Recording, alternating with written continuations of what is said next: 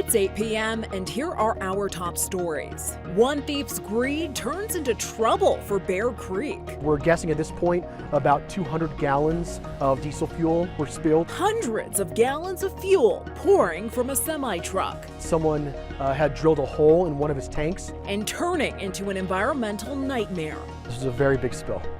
Plus, Denver's e-bike program is changing gears. I've been looking at e-bikes for a while because I want to replace my car eventually. The city's plan to get cars off the roads picking up more traction than expected. The floodgates opened up and nobody quite knew what we were getting into. But if you missed your chance, don't worry, a new way to cash in could be coming soon. We're looking at the city and county of Denver to kind of see what's been really successful for them. Good evening and thank you for watching Denver 7 News on Local 3. I'm Jessica Porter. I'm Danny New. Nearly 200 gallons of diesel fuel is believed to have spilled into Bear Creek today after police say that someone tried to steal that fuel from a parked semi-truck. And police say a suspect drilled a hole into the fuel tank. Denver 7 CB Cotton reports it's sending shockwaves for crews and conservationists through the area. Monday afternoon, the ripple effect has gone far beyond the water. It's now in the community as people try to figure out what happened here. You can kind of smell it in the air. It kind of smells like diesel over here. Lakewood police say someone drilled a hole into the fuel tank of a semi, causing around 200 gallons of diesel fuel to spill near Bear Creek. Especially with the gas prices and people trying to steal gas too, that's pretty saddening. The diesel fuel spilled into a gutter. From there, it made its way to this storm drain, which feeds into here, a canal of the Bear Creek. So about 6:45 this morning, we received a call of the driver of the truck behind us. The driver had come out guessing for work and had realized not only was there a very strong diesel smell in the air, but that someone had drilled a hole in one of his tanks. There is an investigation into this right now. Obviously, we have a theft, we have a possible criminal mischief. There's also maybe some environmental laws that we're looking into. Police say they've alerted Denver Water and the EPA, but right now, no threats to people have been identified. And for those of you who were wondering, this Bear Creek is about 2 miles east and completely separate from Bear Creek Lake Park, so your summer fun isn't impacted. But Lakewood police say every part of our ecosystem is important, and they want to track down who caused this ripple effect. So unfortunately, the time frame that we have where this crime may have occurred is sometime between midnight and 6 a.m. this morning. So we're asking people if they saw anything, if they heard anything, to please call us, to please let us know. In Lakewood, I'm CB Cotton, Denver 7. Colorado Parks and Wildlife says they've inspected the diesel spill, and right now there appears to be no harm to ducks or fish. Now, coming up on Denver 7 News at 10, Lakewood Police will share details on their efforts to stop the diesel fuel from spreading. Search and rescue teams have been out all day looking for a hiker who was reported overdue last night. This is 41-year-old Luis Corcoran. He summited a 14er Saturday afternoon but never made it back to his car on the way down. The search is happening in the areas of Kit Carson Mountain and Challenger Point. Both are 14ers fairly close to each other east of the town of Crestone. Now, rescue teams said that Corcoran reached the top of Kit Carson Mountain and planned to descend via the Challenger Point summit. A search is happening on foot and from the air. The Pueblo County Coroner's Office has identified the victim who died in a boating accident on Lake Pueblo over the weekend.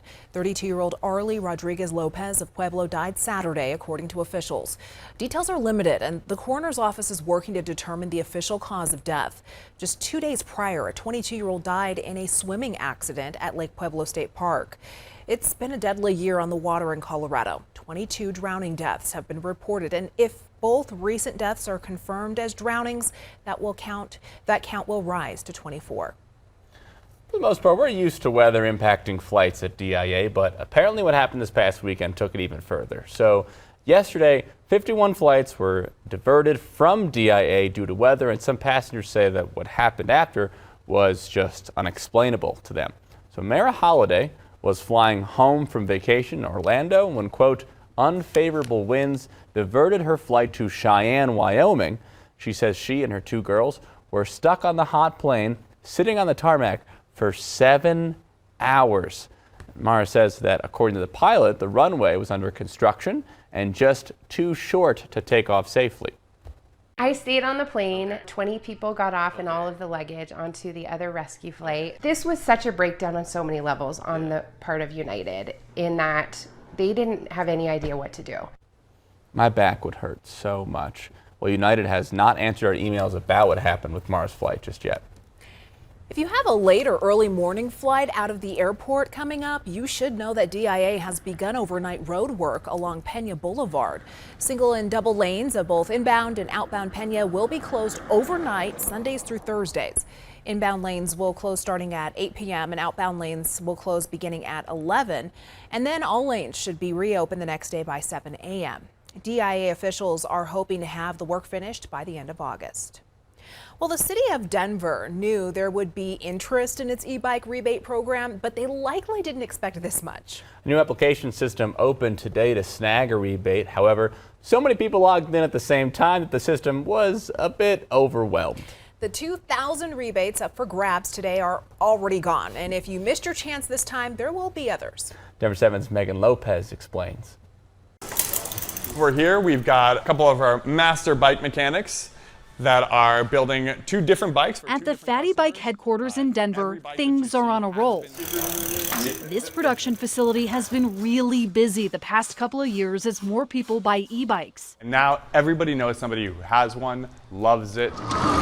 The demographic of people buying these rides is also changing. It's younger families with kids, commuters, and people looking to escape their cars and high gas prices. These cargo bikes have been our hottest seller because we've got parents wanting to take their kids to school or buy lots of groceries. Denver's new e-bike rebate program is bringing even more demand. The city's offering between $400 and $1,200 vouchers to help pay for these bikes because they're not cheap. Majority of our bikes start right around $2,000. On Monday, the city offered up 2,000 rebates. And shortly after opening, the system was overwhelmed with requests. Open and closed as fast as, a Janet Jackson Ticketmaster sale. It's only accepting income qualified applications right now, but it will offer more rebates once a month from now through December.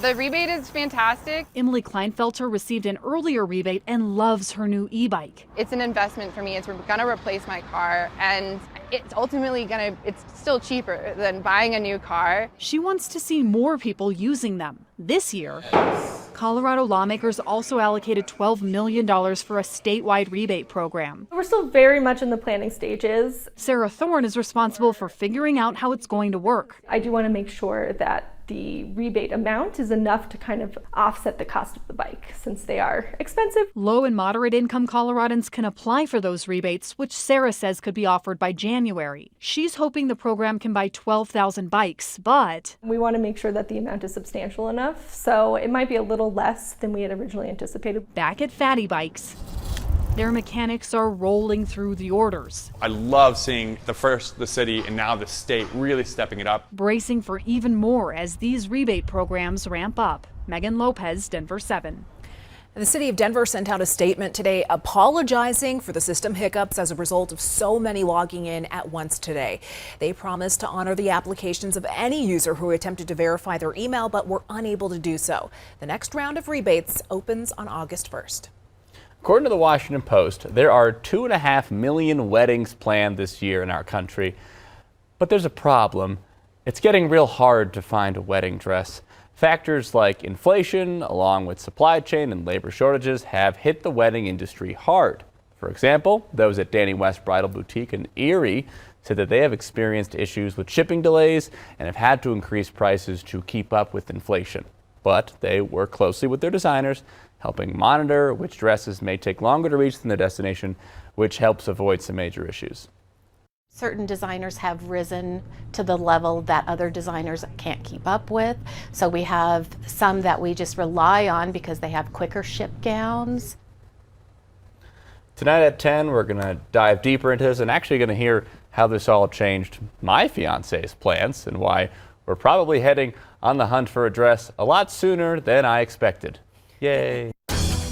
The climate crisis driving wildfires in the West. Governor Polis taking action to prevent Colorado's next disaster as thousands of acres burn across California's Yosemite National Park. The retardant is not as effective simply because of the terrain. We're really relying more on water and the helicopter drops. Crews' efforts to save the giant sequoias now turning into a race against the clock. We know that with wildfires throughout the state right now, we can't do this alone. A beautiful break from the heat today, but those 90s are going to make a comeback in a big hurry. Plus, there ain't no mountain high enough for this woman from Parker. Here we go. How her battle with MS is taking her to new heights, conquering all of Colorado's 14ers. I think my aha moment was getting to the top and realizing I can do this.